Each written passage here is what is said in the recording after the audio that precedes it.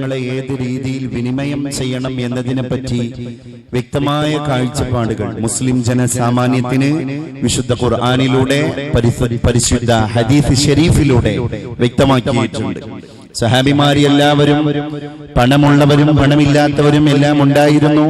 പണമുള്ളവർ തന്നെ ദീനിന്റെ നിഅമത്തുകൾ മനസ്സിലാക്കി അത് അള്ളാഹുവിന്റെ മാർഗത്തിൽ വേണ്ട രീതിയിൽ വിനിമയം ചെയ്യുന്ന ആളുകളായിരുന്നു.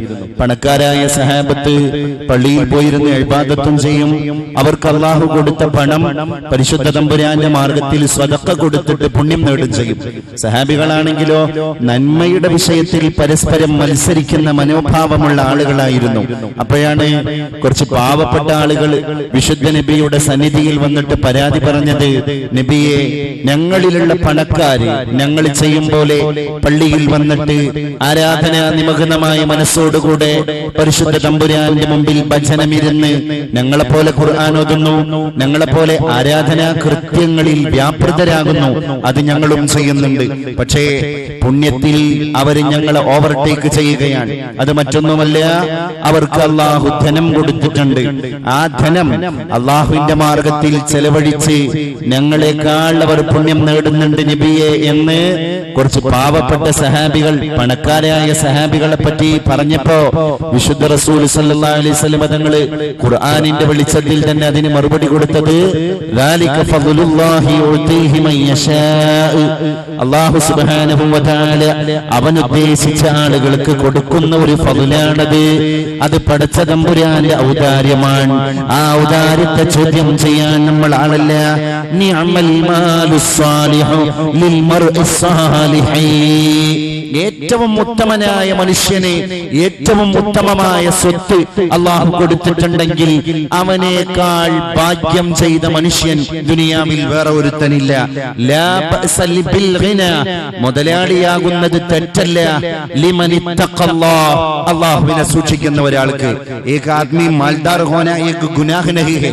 अपनी जिंदगी के लिए अल्लाह तबारक व तआला कितने मालो दौलत को दिया है, उन सारी निअमत के बख्शिश अल्लाह जल्ल शानो के जरिए से जिंदगी गुजारने के वक्त दावत के लिए खर्च करना, दीन इस्लाम के फैलाने के लिए खर्च करना, इबादत के लिए खर्च करना. ഇങ്ങനെ ഒരാൾക്ക് അല്ലാഹു കൊടുത്തിരിക്കുന്ന ധനത്തെ അല്ലാഹുവിന്റെ മാർഗത്തിൽ ചെലവഴിക്കുന്ന ഒരു മുതലാളിയുണ്ടെങ്കിൽ ആ മുതലാളി ദീനിന്റെ വിഷയത്തിൽ പടച്ച റബ്ബ് ഭാഗ്യം ചെയ്ത മനുഷ്യനാണ്. നമുക്കറിയാം, നബി തങ്ങൾ ദുആ ചെയ്യാറുണ്ടായിരുന്നു, അല്ലാഹുമ്മ ജാഇലൽ ലൈലി സകന വശംസി വൽ ഖമരി ഹുസ്ബാന ഇഖ്ലുബ് ബൈന അന്നി വഅഗ്നിനി മിനൽ ഫഖർ. അല്ലാഹുവേ, ചന്ദ്രനെയും സൂര്യനെയും സഞ്ചരിപ്പിക്കുന്ന തമ്പുരാനെ, നീയാണ് ലോകത്തിന്റെ ഉടമസ്ഥൻ. നിന്റെ വ്യവഹാരങ്ങളല്ലാത്ത ഒന്നും ഇവിടെ നടക്കുന്നില്ല തമ്പുരാനെ. എന്റെ കടം വീട്ടണേ അല്ലാ, എനിക്ക് ഐശ്വര്യം തരണേ അല്ലാ. ഈ രണ്ട് ദുആവും അല്ലാഹുവിന്റെ റസൂൽ നടത്തുമായിരുന്നു. അത് മുതലാളിയാകാനുള്ള പ്രാർത്ഥനയാണ് എന്ന് ഒരാൾ പോലും തെറ്റിദ്ധരിച്ചു പോകരുത്. ഉള്ളത് കൊണ്ട് ഐശ്വര്യത്തോടുകൂടെ ജീവിക്കാനുള്ള ഭാഗ്യം തരണേ അല്ലാ എന്നായിരുന്നു അവിടുത്തെ ദുആ. നമുക്കറിയാം ഉസ്മാൻ ഇബ്നു അഫ്ഫാൻ റളിയല്ലാഹു അൻഹു, നമുക്കറിയാം അബ്ദുറഹ്മാൻ ഇബ്നു ഔഫ് റളിയല്ലാഹു അൻഹു, നമുക്ക് സുപരിചിതനാണ് ബഹുമാനപ്പെട്ട തൽഹ റളിയല്ലാഹു അൻഹു. സഹാബികളുടെ കൂട്ടത്തിൽ മാൽദാറായിരുന്നു. അവര് ഏറ്റവും മുതലാളിമാരായിരുന്നു. എന്നിട്ടോ അവരെ ഇബാദത്തിന്റെ വിഷയത്തിൽ എന്തേ കുറവുണ്ടായിരുന്നോ? ഇല്ല. നമുക്കറിയാം മദീനയിൽ വറ്റി വരണ്ട കിണറുകളെ കൊണ്ട് ബുദ്ധിമുട്ടിയ ആളുകള് ഒരു കിണറ് മാത്രം വറ്റിയിട്ടില്ല. അതൊരു ജൂതന്റെ വീട്ടിലുള്ള കിണറാ. ജൂതൻ എന്ത് ചെയ്തു? അദ്ദേഹത്തിന്റെ സുഹൃത്തുക്കളുമായിട്ട് ഒരു ചർച്ചയിൽ ഏർപ്പെട്ടിട്ട് പറഞ്ഞു, പരിസരത്തെ വീട്ടിലെ കിണറുകളെല്ലാം വറ്റിപ്പോയിട്ടുണ്ട്. നമ്മുടെ വീട്ടിലെ കിണറാണെങ്കിൽ വെള്ളം കൊണ്ട് നിർഭരമാണ്, സുലഭമാണ്. നമുക്കൊരു പണിയാം, ഓരോ കുടം വെള്ളം വെക്കുമ്പോഴും കൊടുക്കുമ്പോഴും അതിന് വില പറയാം, ഇത്ര ദീനാറ്, ഇത്ര ദിർഹം ഒരു കുടം വെള്ളത്തിന്. വൈകുന്നേരമാകുമ്പോഴേക്ക് അള്ളാഹു വീട്ടില് വെള്ളം അനുഗ്രഹമായി കൊടുത്ത ജൂതൻ വലിയ മുതലാളിയായി മാറാൻ ഇതറിഞ്ഞ ഉസ്മാൻ ഇബ്നു അഫ്ഫാൻ റളിയല്ലാഹു അൻഹു ഒരു പ്രഭാതത്തിൽ കടന്നു വന്നിട്ട് ജൂതനോട് അദ്ദേഹത്തിന്റെ വീട്ടുമുറ്റത്തുള്ള കിണർ വിലക്ക് തരുമോ എന്ന് ചോദിക്കുകയാണ്. കോടീശ്വരനായ ഉസ്മാനാണ് ചോദിക്കുന്നത്. അയാൾ അതിന് വഴങ്ങി ഒരുപാട് ലക്ഷക്കണക്കിന് ദിർഹമുകൾക്ക് ആ ജൂതൻ വില പറഞ്ഞു പോയി. പറഞ്ഞ വില ഉസ്മാൻ ഇബ്നു അഫ്ഫാൻ റൊക്കമായി കൊടുത്തുപോയി. ഇപ്പൊ ആ കിണർ ഉസ്മാൻ റളിയല്ലാഹു അൻഹുവിന് സ്വന്തമായപ്പോ സയ്യിദുനാ ഉസ്മാൻ റളിയല്ലാഹു അൻഹു ചെയ്ത പണിയുണ്ട്. ജനങ്ങളെല്ലാരും വിളിച്ചു കൂട്ടിയിട്ട് പറഞ്ഞു, എന്റെ മതത്തിലുള്ളവരാണെങ്കിലും എന്റെ മതത്തിന്റെ പുറത്തുള്ളവരാണെങ്കിലും ആകാശത്തിന്റെ ചോട്ടിൽ നിങ്ങളൊക്കെ മനുഷ്യരാണ്. അതുകൊണ്ട് ഉസ്മാൻ പൊതുജനങ്ങൾക്ക് വേണ്ടി ഈ കിണറിനെ ഔദ്യോഗികമായി ഉദ്ഘാടനം ചെയ്തു തന്നിരിക്കുന്നു. മദീനയിലെ വരൾച്ച മുറ്റിയ ഗ്രാമത്തിൽ ഒരു പെരുന്നാളിന്റെ ഉത്സവമായിരുന്നു എന്ന് ചരിത്രം ഈ മുതലാളിയുടെ ഒറ്റ ഇടപെടലിനെ പ്രകീർത്തിച്ചിട്ട് അതിനെപ്പറ്റി പറഞ്ഞു. എങ്കിൽ നമുക്ക് എന്താണ് റോളുള്ളത് എന്ന് അല്ലേ പ്രിയപ്പെട്ടവരെ നമ്മൾ ചിന്തിക്കണം. ഈ അബ്ദുറഹ്മാൻ ഇബ്നു ഔഫ് റളിയല്ലാഹു അൻഹു ആണ് പറഞ്ഞത്, യാ ഹബ്ബൽ മാൽ, ധനമേ സ്വാഗതം, പ്രതാപമേ സ്വാഗതം, ഐശ്വര്യമേ സ്വാഗതം, അസിലു മിൻ ഹുസ്ലതി, എന്റെ കുടുംബ ബന്ധം ഞാൻ ആ മുതലുണ്ടെങ്കിൽ ചേർത്തുന്നതാണ്. വഅതഖറബു ബിഹി ഇലല്ലാഹ്, ആ മുതലിലൂടെ ഞാൻ അല്ലാഹുവിലേക്ക് അടുക്കുന്നതാണ്. അതുകൊണ്ട് എനിക്ക് റബ്ബ് എന്നെ മുതലാളിയാക്കിയിട്ടുണ്ടെങ്കിൽ മുതലാളിത്തമേ സ്വാഗതം. യാ ഹബ്ബൽ മാൽ,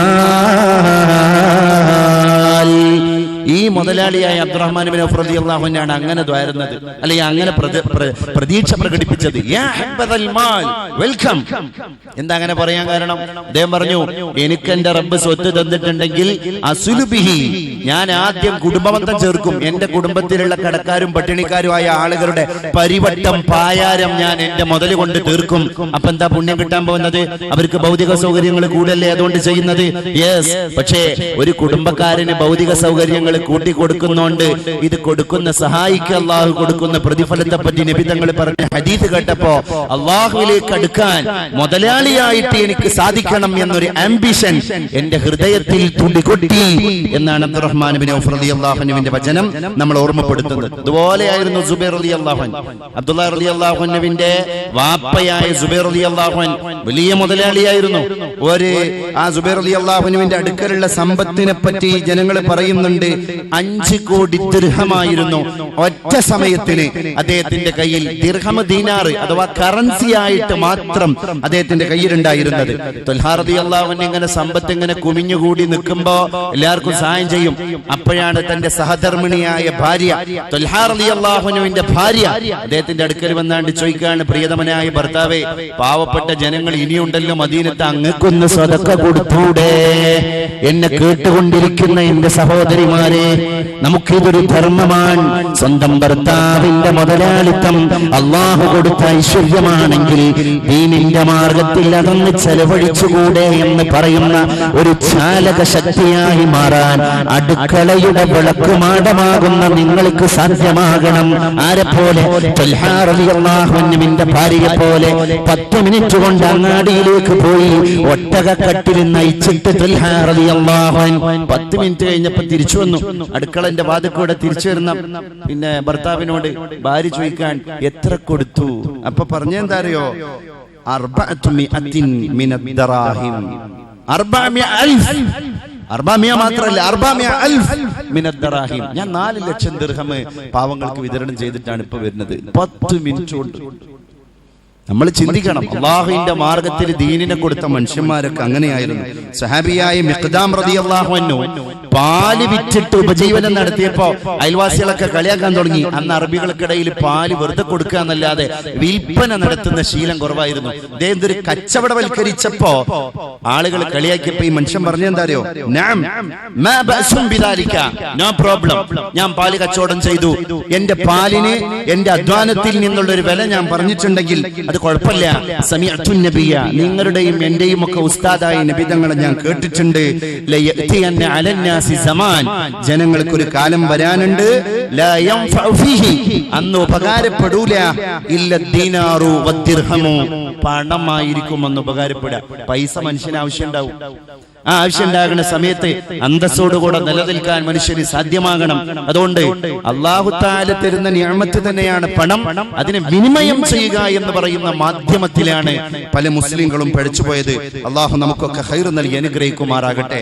ദീനിന്റെ ഒരു നിലപാട് എന്ന് പറഞ്ഞാല് ഐഹിക വിജയത്തിന് ദുനിയാവിനെ ഒഴിവാക്കാൻ പാടില്ല. ദുനിയാവ് ജയിക്കാൻ വേണ്ടിയിട്ട് ആഖിറത്തിനെ തീരെ ഒഴിവാക്കാൻ പാടില്ല. ലൈസ ബിഖൈരിക്കും, നിങ്ങളിൽ ഖൈറുള്ളവൻ അല്ല മൻ തറക ദുനിയാഹു ലി ആഖിറതിഹി, ആഖിറത്തിനും വേണ്ടിയിട്ട് ദുനിയാവിനെ പാടെ ഒഴിവാക്കുക എന്ന് പറഞ്ഞാൽ കുട്ടികളും മക്കളൊക്കെ ഉണ്ടാവും, അവർക്ക് എങ്ങനെയെങ്കിലുമൊക്കെ അല്ലാഹു തആല ഭക്ഷണം കൊടുത്തോളും, ഞാൻ തവക്കുലി എന്ന് പറഞ്ഞാണ്ട് കാട്ട് ഇബാദത്ത് ചെയ്യാൻ പോവാന്ന് പറഞ്ഞാണ്ട് ചില തവക്കുലിന്റെ തത്വശാസ്ത്രം വൈഡാലപ്രതിക ചിന്താഗതികളിൽ നിന്ന് ഉത്ഭുതമായിട്ടുണ്ടെങ്കിൽ അത്തരം ചിന്താധാരകൾക്ക് അക്കമിട്ടിട്ടുള്ള മറുപടിയാണ് ഇസ്ലാം പ്രൊമോട്ട് ചെയ്യുന്ന സൂഫീസ് എന്ന് പറഞ്ഞാൽ കുടുംബത്തിനും കൂടി നോക്കുന്ന സൂഫീസാണ്. അല്ലെങ്കിൽ പിന്നെ ആ ഏർപ്പാട് നോക്കുന്ന ആൾക്കാരൊക്കെ ആദ്യം ബാച്ചലർ ആയിട്ട് തുടരണം, എന്നാ പിന്നെ അവരവരുടെ ഡിപ്പെൻഡ് ചെയ്താണ്ട് ജീവിക്കുന്ന ഒരു ഭാര്യയും മക്കളും പട്ടിണിയാവില്ലല്ലോ. ഇങ്ങനെ കുറച്ച് തവക്കുൽ ഇറങ്ങിയിട്ടുണ്ട് പുതിയ ലോകത്ത്.